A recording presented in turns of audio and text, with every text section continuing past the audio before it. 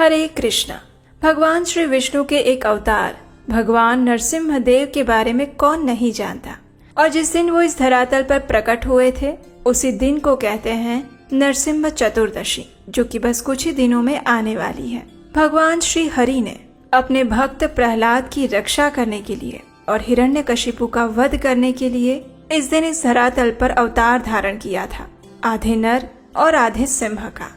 भगवान नरसिम्हदेव समस्त विघ्नों और बाधाओं का नाश करते हैं।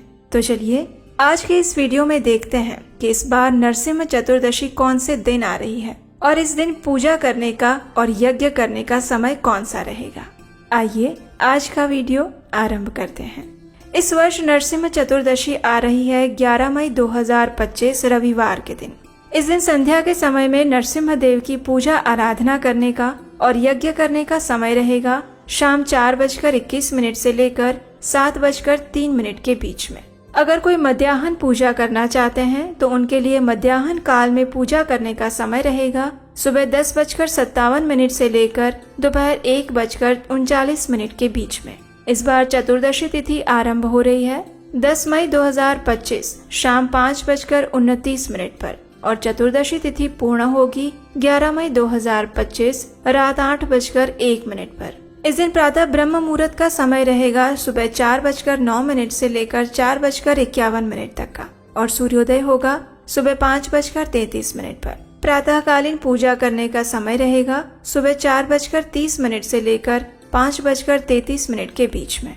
सूर्यास्त का समय रहेगा शाम 7:03 पर और अभिजीत मुहूर्त का समय है सुबह 11:51 से लेकर 12:45 के बीच में। संध्या के समय पूजा करने का समय है शाम 7:03 से लेकर 8:05 तक। अमृतकाल का समय है रात 8:22 से लेकर 10:10 के बीच में और रवि योग रहेगा दोपहर 1:27 से लेकर अगले दिन सुबह 5:32 तक। इस दिन संध्या में राहु काल भी लग रहा है जो कि रहेगा शाम 5:21 से लेकर 7:03 के बीच में। इस दिन पृथ्वी पर अग्निवास रहेगा रात 8:01 तक और जब अग्नि का वास पृथ्वी पर रहता है तो वो हवन यज्ञ इत्यादि करने के लिए शुभ होता है। उसके बाद अग्नि का वास आकाश में रहेगा जो कि अशुभ समय होता है और इसलिए नरसिम्ह देव का यज्ञ रात्रि में 8 बजे से पहले ही कर लेना चाहिए।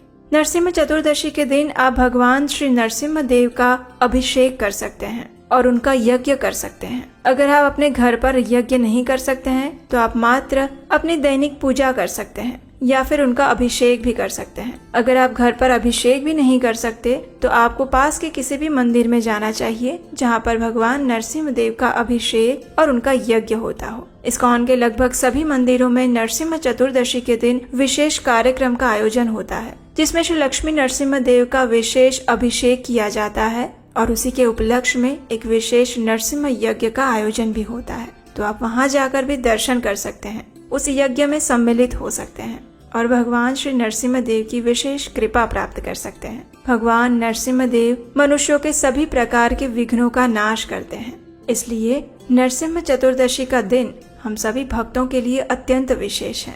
अगर आप नरसिम्ह चतुर्दशी के दिन उसकी विशेष पौराणिक कथा सुनना चाहते हैं तो याद से आपके अपने चैनल को सब्सक्राइब करके रख लीजिए, नोटिफिकेशन ऑन रखिए। हमारे व्हाट्सएप ग्रुप के साथ भी जुड़ सकते हैं, उसका लिंक नीचे डिस्क्रिप्शन बॉक्स में दिया गया है। और हम आपसे मिलेंगे इसी नरसिम्ह चतुर्दशी के दिन विशेष पौराणिक कथा के साथ। हरे कृष्णा।